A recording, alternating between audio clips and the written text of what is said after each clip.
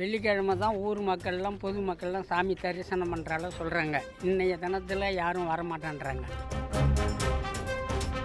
கவர்மெண்ட்டும் எல்லாத்தையும் பார்த்து தானே செய்கிறாங்க. அப்போது ஒரு கோயில், இது ஒரு சிறப்பான கோயில், வரலாற்று சிறப்புமிக்க கோயில். அப்போ அந்த கோயிலை வந்து திறக்கிறாங்கன்னா அதுக்கு ஒரு 4 கிழமை பார்க்கணும். சொல்லி 2 மாத காலங்கள் ஆகுது. இது வரைக்கும் என்ன பண்ணியிருந்தாங்க? திறந்துருக்கலாம் இல்லையா? அப்பயே இல்லை. இப்போ நாளை ஒரு நாள், இன்னி ஒரு நாள் விட்டுட்டு நாளைக்கு திறந்தா என்ன? பட்டியலின மக்கள் சென்ற இந்த கோயில் எங்களுக்கு தேவையில்லை, கோயிலை நாங்கள் இடிக்கப் போகிறோம் என்று எழுந்த கோஷம் அதிர்ச்சியை ஏற்படுத்தியுள்ளது.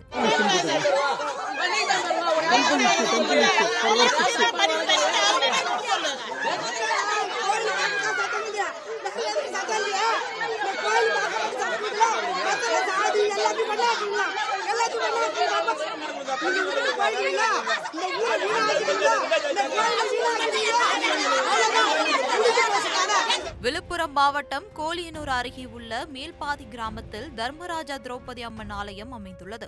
300 ஆண்டுகள் பழமை வாய்ந்த ஆலயத்தில் கிராம மக்கள் பட்டியலின மக்களை கோயிலுக்குள் அனுமதிக்காமல் பலமுறை போராட்டங்கள் நடந்து வந்தது. இந்த காலத்திலும் ஏற்றத்தாழ்வு பார்த்து பிறப்பால் அனைவரும் மனிதர்கள் என்ற நிலையை விட்டு நடந்த யுத்தமாக இருந்தது இந்த கோவில் விவகாரம். உயர்நீதிமன்ற உத்தரவின்படி இன்று காலை திறக்கப்பட்ட தயார் நிலையில் இருந்த கோயிலுக்குள் 50க்கும் மேற்பட்ட பட்டியலின மக்கள் போலீஸ் பாதுகாப்போடு சாமி தரிசனம் செய்தனர். பட்டியலின மக்களை ஊர் பகுதி வழியாக மட்டுமே அழைத்து செல்ல வேண்டிய நிலையில் பலத்த போலீஸ் பாதுகாப்புடன் ஊர் பகுதியை கடந்து பட்டியலின மக்கள் வசிக்கும் அந்த பகுதிக்கு அம்மக்களை அனுப்பி வைத்தனர். அப்போது ஊர் பொதுமக்கள் பட்டியலின மக்களை தாறுமாறாக திட்டி தங்களின் கோபத்தை வெளிப்படுத்தினர்.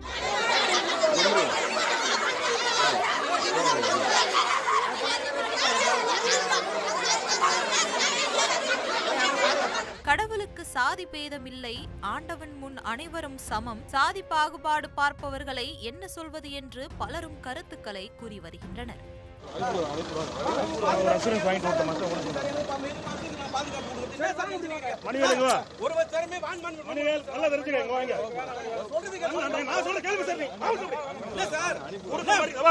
திருப்பி சொல்றேன், குறுக்க மறிக்கிற வேலை கூடாது.